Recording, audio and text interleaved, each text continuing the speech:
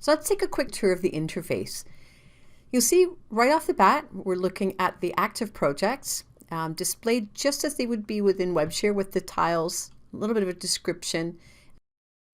It's telling me whether this is a public or a private project. I have the option to share or to open the project. If you prefer to look at this in a list view, we can change it to a list view. You'll see the same information presented. If you have a lot of projects, just makes it a little bit easier to see more of them on the screen at one time. But the same options again, share the project. It's going to create that project link for you. And if we click the open, it's going to open that project up. You can also export your project list to a CSV file. So by clicking that out, we'll open that there. It's created a CSV project for me.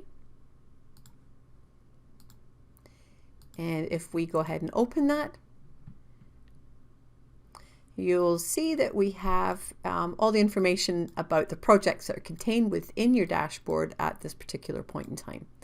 So you can see the date, start date, edited date, who your project managers are, their email, etc. So all of that can be exported into CSV format.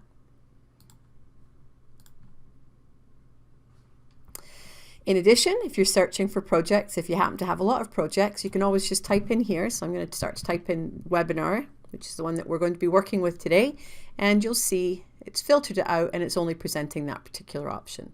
So text filtering is always helpful when you're dealing with a lot of projects. Now, since we're up in this corner, we'll also take a look at the feedback button. We'd like to actually get your feedback on this. So if you click the feedback button, you've got the option to give it a rating and also tell us what you find, tell us what you want to see in the product, what you feel could be improved. And we take this information and we use that to help develop the product. So please feel free to go ahead and fill out the feedback form. And of course, up here, we also have your profile button. So your name, your email address, you can change language. And of course, if you click on the account security, we're looking at your profile information, how you sign on, cookie preferences, that type of thing. Up here, we have our active tab.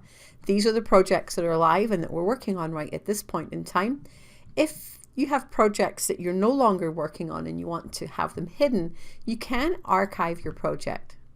So you'll see all these projects are ones that are not currently being worked on, so I can archive them and essentially hide them. Only the people with access to change the position to archive or unarchive them can see this list. So the process is very simple to archive a project. First, you need to open the project.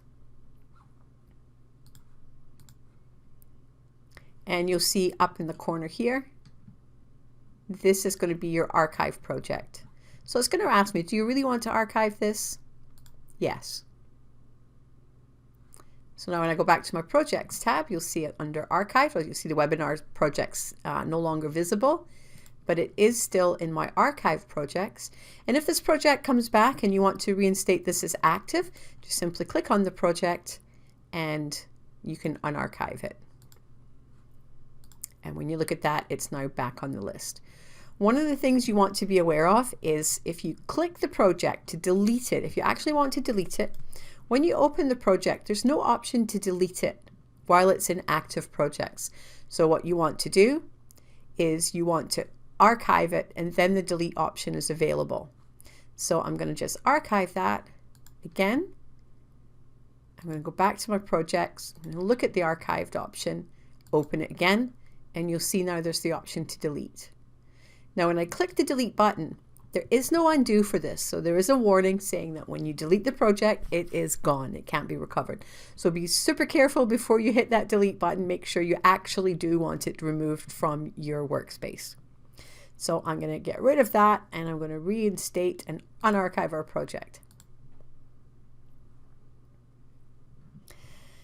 So looking around the interface a little bit further, we're going to go through some of the other features here. We're going to start with our project tab.